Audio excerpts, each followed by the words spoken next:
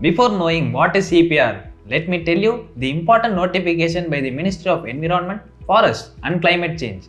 The MOEFCC has notified two important mandatory rules which are in existence from the year 2016. That is, number 1, Plastic Waste Management Rules 2016 started from 18th of March 2016, and number 2, Solid Waste Management Rules 2016 started from 8th of April 2016, which provide the mandatory rules for managing plastic as plastic waste comes under the category of solid waste. What is EPR? EPR is defined as the Extended Producer Responsibility, under which the producers are required to responsibly handle the waste effectively through reducing the plastic waste by decreasing the utilization of new raw materials, which can be done by increasing the recycling of plastic waste. What does the Plastic Waste Management Rules 2016 are about? To take the necessary steps which are mandatory to the plastic generators and also to the local bodies, gram panchayats, waste generators, retailers and street vendors to manage the waste, to minimize the generation of plastic, not to litter the plastic waste, ensure segregated storage of waste at source and hand over the segregated waste with accordance to the rules. Who are all required to follow the EPR rules and regulations? The extended producer responsibility applies to the producers, importers and brand owners who fall under the generation of pre-consumer as well as post-consumer plastic packaging waste.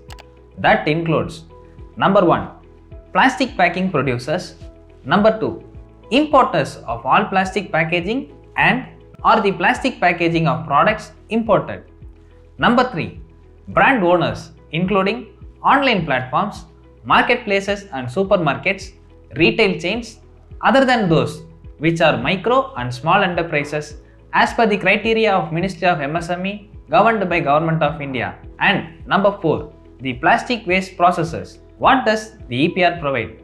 The system of EPR provides the framework for implementing the extended producer responsibilities to producers, importers, brand owners, Central Pollution Control Board CPCB, State Pollution Control Board SPCB, Pollution Control Committee PCC, recyclers and waste processors for an effective implementation of EPR. Who are all covered under the concept of EPR?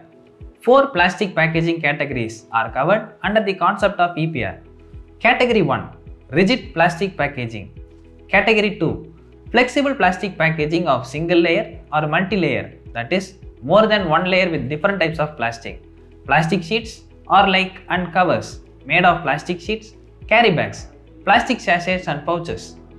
Category 3, multi-layered plastic packaging, at least one layer of plastic packing and at least one layer of material other than plastic. Category 4, plastic sheets are like used for packing as well as carry bags made of compostable plastics. What does EPR cover? The extended producer responsibility covers the concept of reuse, recycling, usage of recycled plastic content and the end of life disposal. Registration process of EPR. Entities such as producers, importers, brand owners and plastic waste processors who carry out the process of recycling, waste to energy, waste to oil and industrial composting. Producers, importers and brand owners carrying out their business in more than one state and plastic waste processors can get their registration from SPCB or Pollution Control Committee through the CPCB portal developed by the Central Pollution Control Board. Once these guidelines came into effect, the new entities commencing a new business in a particular year and placing their business in that particular year, then the EPR obligations are applicable from the next year. What should not be done?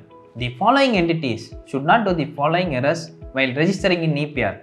Entities such as producers, importers, brand owners and plastic waste processors who are carrying out the process of recycling, waste to energy, waste to oil and industrial composting should not do the following errors, which are: number 1, should not carry the business without online registration in CPCB portal.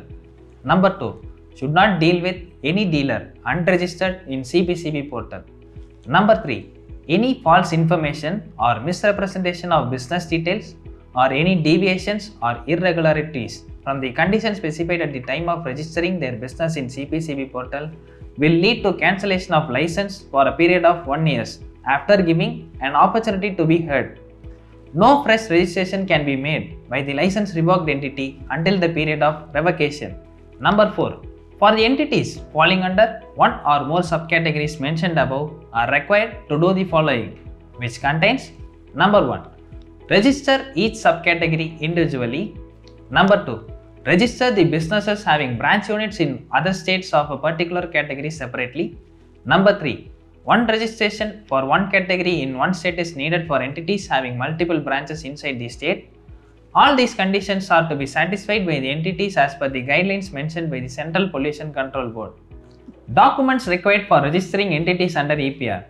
The entities are required to provide the details such as permanent account number, goods and service tax registration number, company identification number of the company, Aadhaar number and PAN number of the authorized person or representative, and any other necessary information as required.